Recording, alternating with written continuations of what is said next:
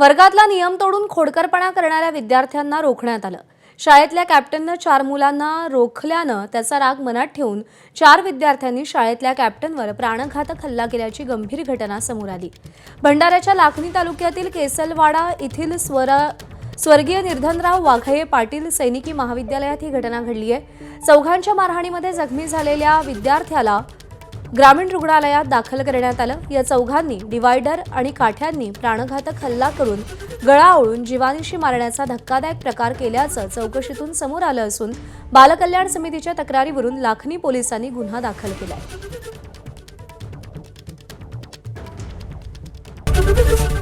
ABP माझा, उघडा डोळे बघा नीट।